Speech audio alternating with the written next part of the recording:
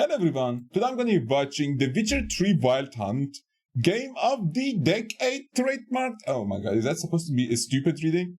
To be fair, there are so many people who say Witcher 3 was the best RPG of all time, but I say no, especially because when it came out, it was filled with bugs, and it bricked my hard drive, destroyed my hard drive actually, it's dead somewhere, but yeah. It was a really good game though. Holy shit. I missed it. I wish I could play it for the first time. But yeah, by Uberdanger. Let's check it out in the count of 3, 2, 1, go. Hey people, Seth here. Alright, that's awesome. I love it that he's having fun with it. He's not angry, he's just having fun with it. As you'll be able to tell by the Twitter trending tab, 2020 is already well underway. And as you may know, Wait, classic, he played World of Warcraft too? Where are the videos of his World of Warcraft? Just come out of a 4-month-long kerfuffle with vanilla World of Warcraft. After nearly 400 hours, I finally managed to evade the allure of said bastard 15-year-old game and put it on the shelf. For now. Okay. Alright. So he actually played World of Warcraft fully. In the spirit of finally getting a break, I decided to dive headfirst into a bunch of other games. Hearthstone, Darkest Dungeon didn't really Darkest Dungeon is so good though. Oh, come on. Dive headfirst into a bunch of other games. Darkest Dungeon didn't really captivate me, as it's basically just a Noita looked cool on the surface, but was a repetitive letdown. Yeah. However, you know what they say. I agree. When in doubt, whip it out. What? Admittedly, they don't say that. What? They do say third time's the charm though. And to cut a short story long, I started playing The Witcher 3. This video is my best attempt at articulating my experience with the game. Yes. Which starts with a cinematic shot of Geralt's feet. Then this scorpion creature gets in the bath and bites his butt. As it turns out though, it was an ethereal bug that our strong female counterpart manifested. I make advances in an attempt to procreate with Yennefer. I don't want to be reasonable. But alas, I actually have to play the game to unlock that. Already, I'm captivated by the game, motivated to progress through it, and I've barely started the tutorial. The only mod I installed before playing was the HD texture rework. Dude, Yennefer does that to everyone who plays Witcher for the first time. You want to see more of Yenny? Yeah, like seriously. Before playing was the HD texture rework, and I don't regret my decision. This game is objectively gorgeous to look at, and it runs extremely well. On a 1080 Ti, I'm able to play it with all the settings maxed out, VSync on with my monitor running at 144 FPS, whilst recording the game, and streaming it to my friends on Discord without getting any frame stuttering, performance dips, or screen tearing. 1080 Ti is a powerhouse though. You need to understand, people say, oh, we need 3060, we need 2080 or more. Dude, 1080 Ti and 1080 like standard, even 1070 is still fucking a powerhouse. Like seriously. It still does its job. The second thing I noticed is how extremely fleshed out the dialogue and cutscenes are. I can tell that this is going to be a stark contrast to the standard 12 voice lines shared between all the hundreds of characters in the game I just spent a third of last year on. Oh yeah. For the purpose. Maybe if you fall.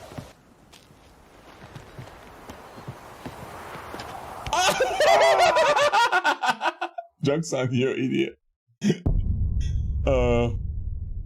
I'm playing through the game on the second hardest difficulty because why? I'm a professional video gamer. I like a challenge. I don't want training wheels. I don't want anyone to hold my hand. When it comes to video games, well, I like then. A bit of a cuddle with a struggle. The tutorial starts with beating a child to master the precision controls. After which, the Witcher does an absolute 180 in this cutscene. Out of nowhere, the snow starts falling, the atmosphere changes. Ooh, man. Oh, I forgot about the side quests. Oh my god, there's... The Witcher 3 had some of the best quests and side quests at the same time. Like, side missions, they were like missions that you were like, your jaw was open afterwards. The ambience and the music in the background gets you all amped up.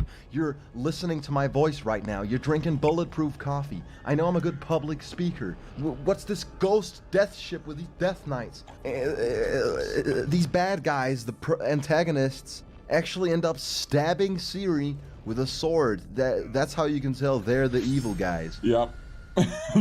Of course. Then, Geraldo wakes from a dream and we start the game from the intro cutscene I forgot to show you.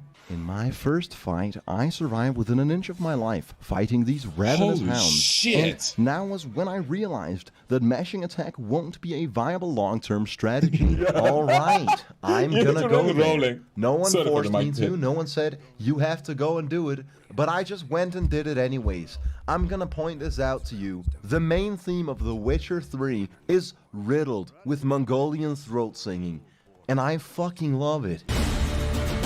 Oh yeah. Oh yeah. Oh, the music. Okay. I was like, what is he talking about? The music is perfection.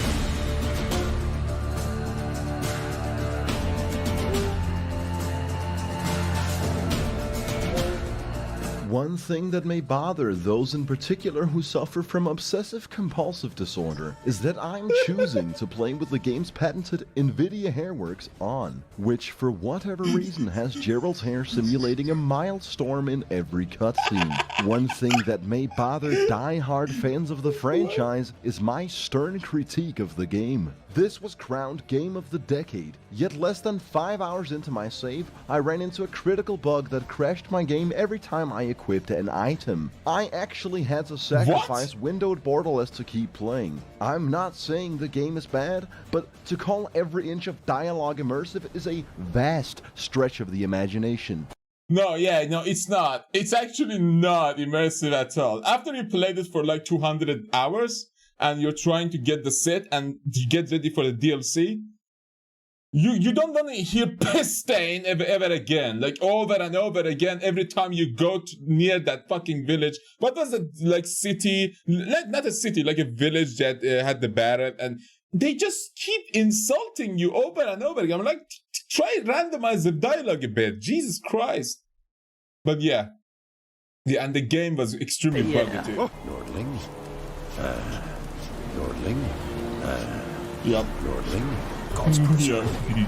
God's preserved. Oh God's god. preserved. Oh my God's god. preserved. Yeah. The Witcher 3 So has annoying. an absolutely extensive skill tree, allowing for a multitude of various builds, letting you spec into general skills, alchemy, witchcraft, combat, and mutagens. Anything from bomb creation to shooting fire. And to tell you the truth, That's why I I love don't it. really understand any of it yet, at all. All I know is that we saved this merchant from certain death by natural selection, and I get the choice to let the poor merchant rebuild. I get Okay, what is Witcher? Witcher is like a Skyrim with better story and third person. Like literally. Witcher's story is so much better. And it is like Skyrim. It gives you a bit of flexibility toward what you want to do, but at the same time, it doesn't give you that much of a magic. It doesn't give you that much of a sword play. It doesn't give you that much of a shield or any kind of composition. So you get what you get, but you still have a bit of flexibility about which stand you want to go to. the choice to let the poor merchant rebuild with a fraction of his riches, or take him for all he has Oh my and God, rinse him come for on. his last crowns, dooming him to autofill into the miserable life of a peasant. One thing you have to understand is that a Witcher does it all for the coin. Yeah, true. Could always use a few crowns. When I arrived in my first town, I was greeted by the local drunks, and it quickly became apparent Yes. that most common folk don't like the Witchers. I get to choose between talking my way out of the situation, Or slitting the backing trucks. off, or savagely cutting them all down right in front of the inn. The choice was very easy, and I'm happy that the choices I make have permanent consequences. This is my type of game. Yep. Once inside the inn, I was introduced to the main pitfall of Oh, this world. Gwent. Gwent. Oh, yes. The Witcher 3's Let's very go. own trading card game. Now, whilst I am on a mission to find my wife and shit, Gwent is where it's really at.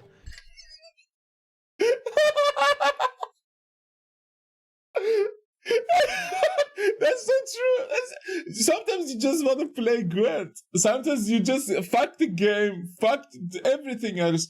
Gwen, man, let's go. You can collect Love hundreds of various heroes to battle with. Love it. Which reminds me of one of my favorite games. Hearthstone? Yu-Gi-Oh? Raid Shadow Legends. Stunning 40 graphics, millions of heroes, combat-based tournament, hundreds of players, Mr. Worldwide, Brilliant. #1 rated gaming experience, top shelf certified, fresh and freaky. I could blabber on like every other raid ad on YouTube. Oh my god! He looks so much more handsome than his like breakdown video on the YouTube. Oh my god, he looks so much younger. Terraria, The Witcher 3. What the fuck? Is that Hawks 2? Tom Clancy's Hawks 2 or something?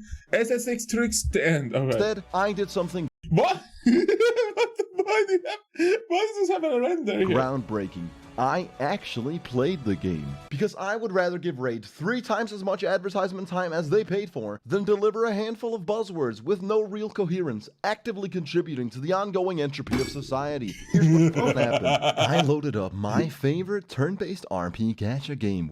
Dude, YouTube fucked him over a lot, man. That's why he looks so much older in that video. And I mean, to be fair, he was stressful and angry too, but it's understandable.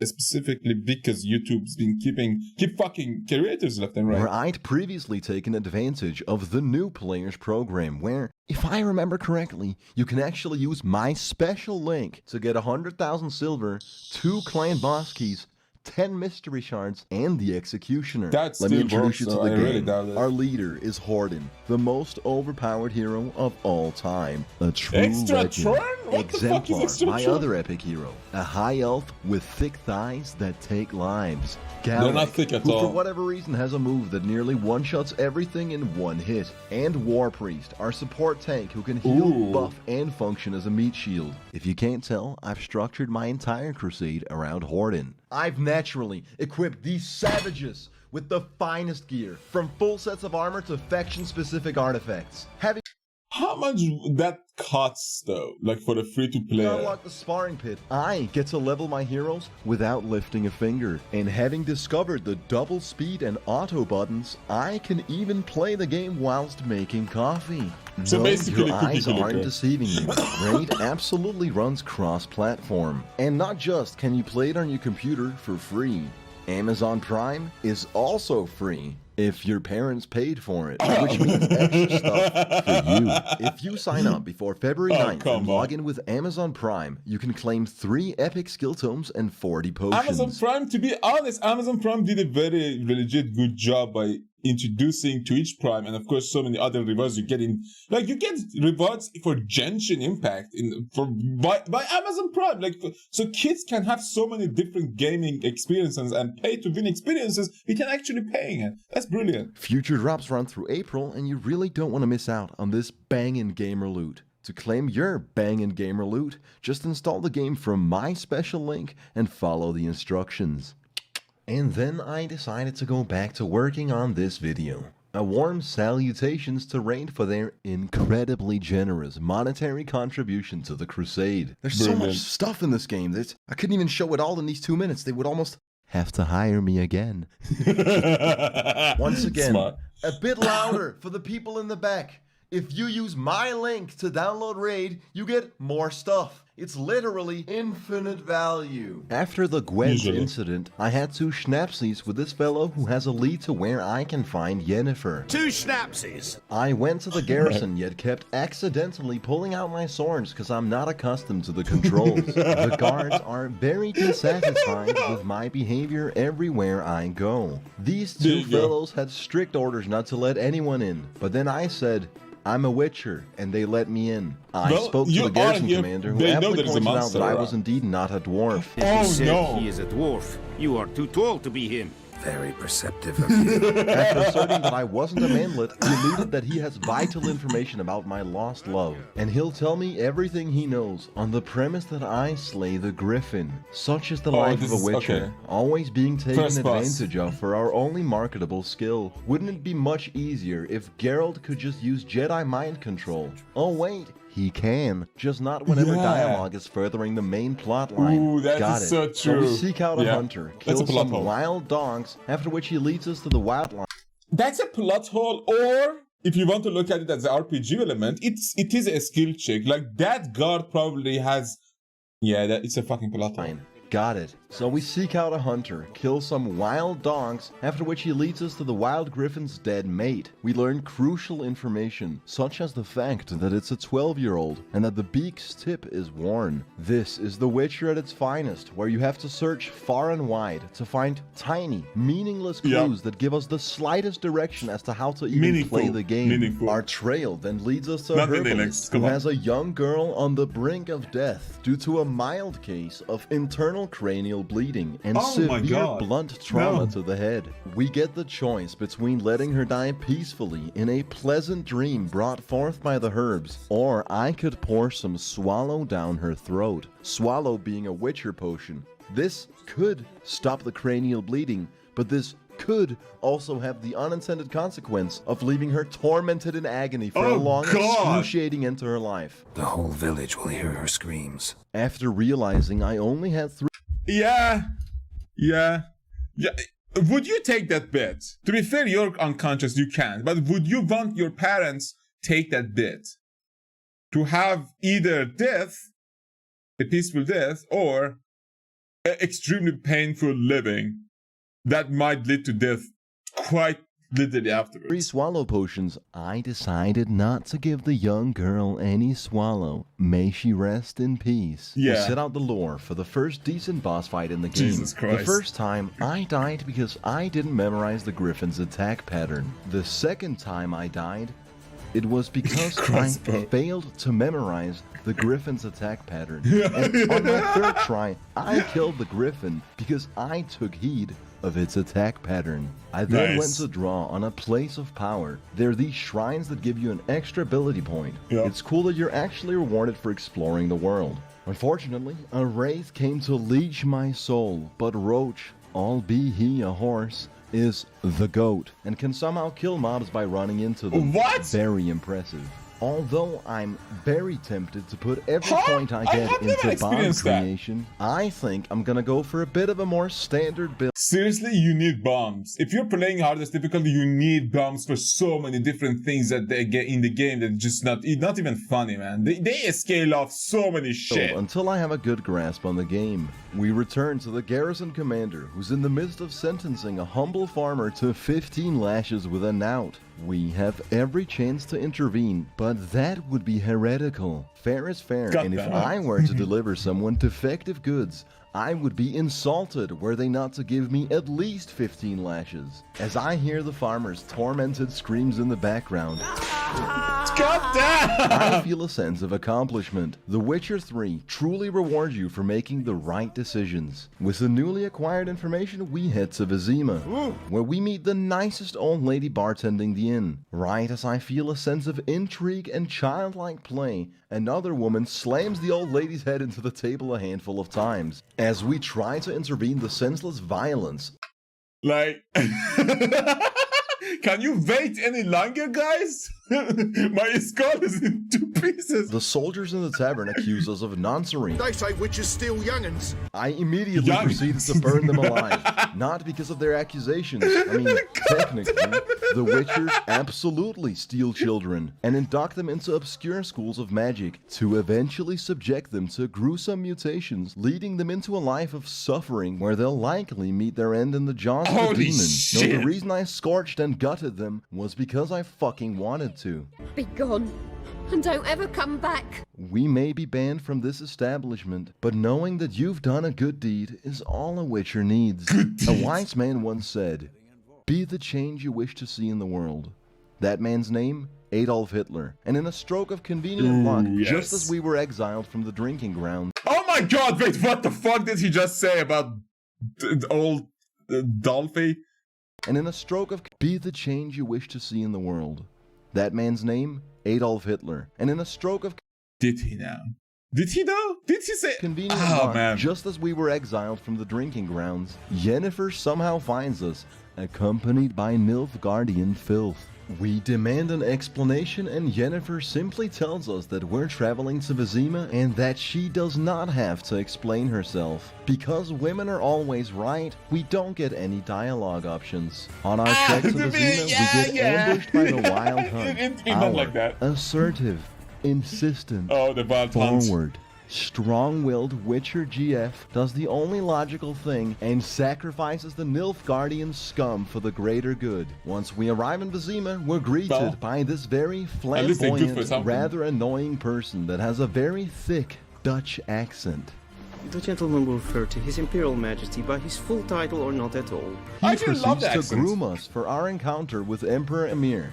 I actually love the elegant accent of sometimes you sense some elegance in some people's accents, and it's always like beautiful and like classy to hear that. It's brilliant. Or not at all. He proceeds to groom us for our encounter with Emperor Emir. After a clean shave, a proper cross-dress, and a complimentary lesson in bowing, we have our meeting with the Big Cheese. He wants us to find Ciri, which strikes me as odd, seeing as that was literally one of our primary goals, as established from the very tutorial.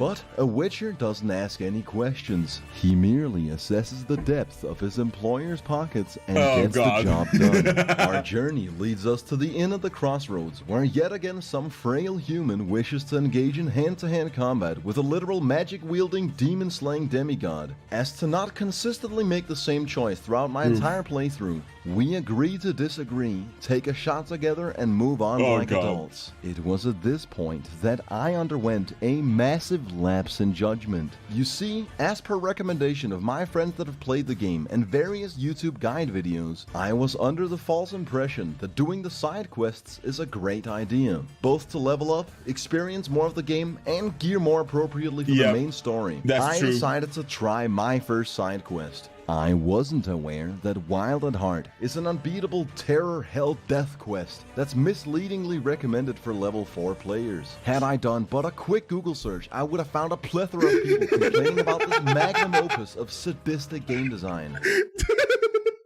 Dude, wait until you go and fight some rats or cockroaches when you're on highest difficulty. Their damage scaling goes high because of their level, and because they're just trash mobs, they kill you within seconds because there's so many of them.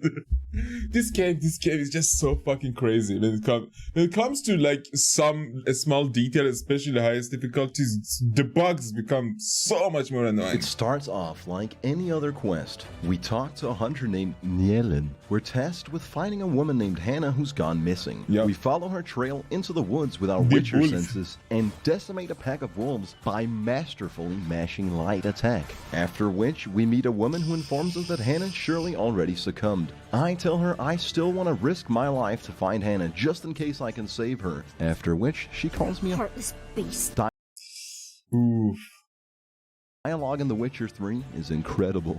I inspect the area to find that it's a werewolf terrorizing the woods. I then use the incredible... Oh my god, I have so much nightmare from the fucking werewolf. But yeah, you need potions, you can't do it, man. It's so many different potions. Hold down left trigger and follow a red line through the air. You're probably thinking this is groundbreaking stuff, and you're right. When I walked through the door to the werewolf's lair, I had no idea what I was walking into. This is not what stands before me is a werewolf and a pack of wolves. Logically, I presume that if I take out the wolves and dodge the werewolf's attacks, I'll be able to overcome this challenge. First, I want you to pay attention to how much damage I'm dealing.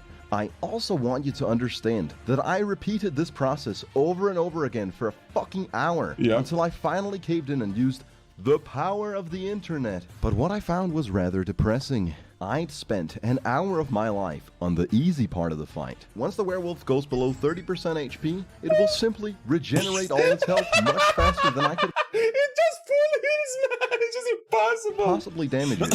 How you're actually supposed to beat this quest is by finding a book somewhere in the world that informs you of which oil to use on your blade to deal more damage.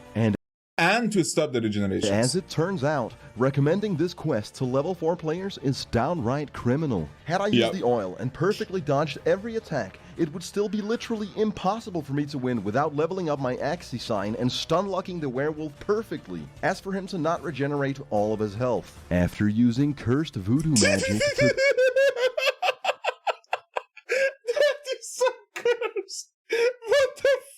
damn the creators of this game, I think after Cyberpunk, everyone learned that no company is immune to stupidity and like just greed. decided I was tired of being shafted and returned to the main storyline. I look for a man named Hendrik. I find the corpse of a man in Hendrik's house, along with a hidden trapdoor. Yet I can't progress any further. You see, in a stroke of absolutely linear game design, I have to go talk to this other guy to find out that it was actually Hendrik's corpse. I could have figured that out, but whatever. With this profound knowledge, I'm now able to find a key in Hendrik's boot and enter the hidden cellar. Oh yeah, he also tells us that the Wild Hunt ravaged the village, but I still think it's stupid that I had to talk to him. Game of the year! In the cellar, my hair is somehow still blowing in the wind, and I find a book that sheds light on where we may find Ciri. Unfortunately, the villainous Death Crusade already tortured Hendrik, so whatever I know, they know too. Oh my this god. This is where Gerald's misadventures took an interesting turn That's that I absolutely did not expect. But yeah, when seeking out the Baron of Velen, I was about to have some trouble with the guards, but luckily, one of them turned out to be the man I bought a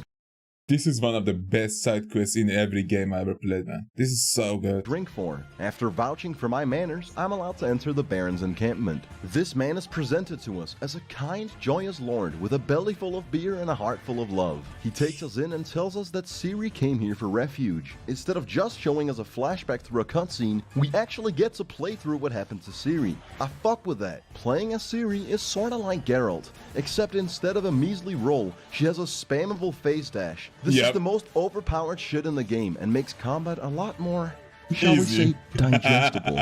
We save a little girl and fight our way through the woods till we... Okay, to be fair, to be honestly fair, when you play as Ciri, you don't have that much time to adventure and like find loot and like equip other things. So it makes it easier, so there is no much different mechanics. You just have a fuck you damage. Yeah.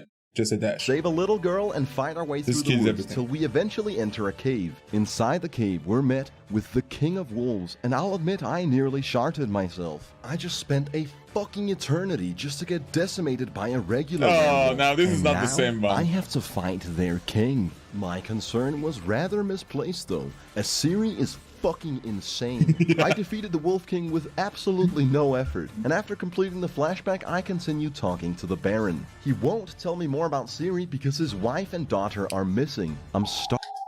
I can't wait for him to, at least to him to understand or give his rating toward this quest. Starting to see a pattern here. So instead of using mind control and getting what I want, I naturally agree to seek them out. Starting with a thorough search of their rooms. After stealing every object of value, I find a smashed bottle, and it appears someone had been hiding in the closet.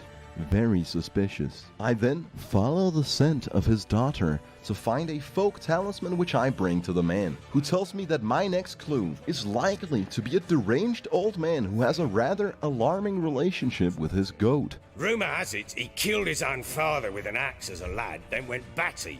Now they say he sees ghosts and ploughs his goat. I pick up every I love yeah, that is so true. Side quest I find and save them for later, after which I seek out the old lunatic. I come to find the Baron's men aggressively attempting to penetrate the man's house. Seeing as I don't have level 2 mind control, I do what I absolutely would have done anyways. The nutcase rambles incoherently and warns me of old magic. Being 94 years old myself, I refrain from informing the man that I frequently practice dark old forbidden magic. He also refuses to help me unless I find his beloved goat. The plot thickens. So I seek out the goat and begin the Goat Escort mission, where Princess constantly runs off to eat wild strawberries. We ring this bell to make her follow us for a good 30 seconds and have the goat eventually walk the predetermined... Okay, to be honest, he played World of Warcraft, right? So I assume he ran into much worse. This escort isn't that bad compared to some of the shit in that game, to be honest, like seriously. Determined path to ensure that the player fights the mobs. Because why would they give us the non-linear game design that actually lets our actions alter the experience of this quest, when they can give us the illusion of choice and force us to experience the game in the way they know is best for us? Yeah, that sucks, to be honest. You know what? Fuck Piotr Krzywoźniok and Jędrzejek Mrzoz, the creators of Witcher 3. Yeah, that makes so much sense. Yeah, they are not We English, are bring they? Peller his goat, and he's ecstatic Very to be Swedish. reunited with his princess. Goat of mine, dearest, sweetest goat. I remind myself that a witcher doesn't ask any unnecessary questions. We bring him a dead rat, and he performs a blood ritual so that a demon spirit can speak through his flesh. Through a literal conversation with the astral hell dimension, we find out that the Baron would frequently drink himself into a delirium and beat his wife. Foul-tempered he is, and he's a fondness for hooch. This means that his wife and daughter likely fled because of his cruelty, something he failed to mention in passing. We also find he fathered and buried a dead-born child that has now turned into a botchling. Botchling. What is a botchling, you ask? You'll see. He returns to Velen to You wish you never see a botchling. find the stables on fire, and a quick fire mission begins where we gotta be quick on our feet and act fast to save the men, horses, and stables from burning down. I use the ARD sign to stop the fire, but it does nothing. I try to get in the stables, but the door is locked. Unlike every other wooden door, I can't break this one down, because Piotr Krzywonosyuk and Jerzy Brios thinks it's more fun to search for a key. I go to the Baron because I'm really short on time and I gotta save these people. But he won't go down without a fist fight. Why these idiots constantly seek to fisticuff with a being of primal power is beyond me, but I oblige. After smacking him a few, the Baron stays cunty, so we waterboard him to get what we want. Now is when I realize that the key was actually somewhere on the ground, and that we're calmly walking away from the stables where horses and men alike are burning alive. We confront the Baron with the severity of his domestic abuse, You beat them. and he confesses his damnable actions. My child was dead. Get hold of yourself. Men like you, when they break down, look downright pathetic. You're a heartless bastard. Geralt somehow still agrees to round up the Baron's wife and daughter and return them to him. Yeah. But not before going to dig up his cursed botchling, deathborn demon child. God, I love this fucking game. At the grave, we get two options. Attack the monster or turn it into a lubberkin. I have no idea what a lubberkin is, but I have to find out. Now that the lubberkin botchling is docile, we begin an escort mission, which in every other game is terrible, but in The Witcher, every escort mission is a joy. There's always some ridiculous gimmick, like a goat named Princess, or a volatile demon child that constantly has to be doused with It's a goat and a fucking demon baby. psychedelic magic for it to not bite through its I can't believe how ridiculous that script doused was. with psychedelic magic for it to not Yeah, bite through its comment. father's arteries. Next. And to top it off, the NPC actually follows you at your speed. You know what? I can concede when I'm wrong. Game of the Brilliant fucking idea. decade. Yep. On our merry way, we get ambushed a handful of times by wraiths, but it's nothing you can't overcome by rolling and mashing light attack. Although, presumably, I will be forced to actually learn the combat relatively soon. The Baron names the monstrosity and embraces her as his daughter, after which we bury it alive. Now we just gotta wait 3 days and 3 nights for the Lubberkin curse to be lifted. I go out to find the stables burnt. Yeah, that quest was a lot. Like the moment it has 3 parts, and all the 3 parts are hits you like a truck. Like when you learn that you kind of guess that he beats them, but when you learn that he beats them, it's just fuck. Oh my god, dude, it's too much, and of course the botchling, the most to a terrifying crisp, thing. and the whole town grieving the loss of their loved ones. I'm not sure if I'm playing the game correctly, but god damn it, I'm having a good time here. This No. is fucking gameplay.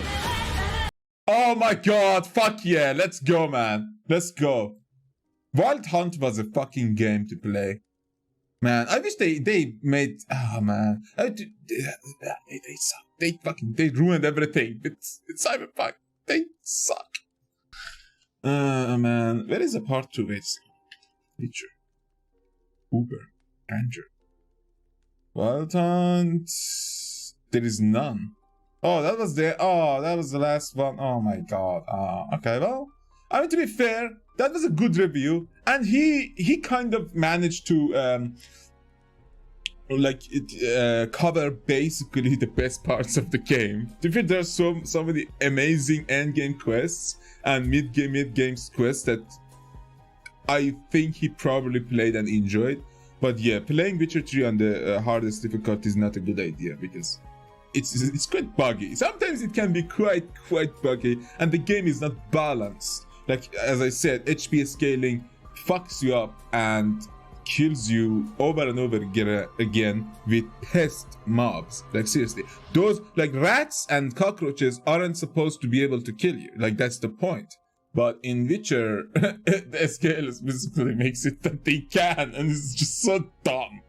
But yeah, that's why I just stopped playing hardcore. It's just not worth it, man. Not worth it. Just enjoy the game at a challengeable, like hard level, not like absolutely death level. Yeah. But yeah, see you all later, and thanks for watching.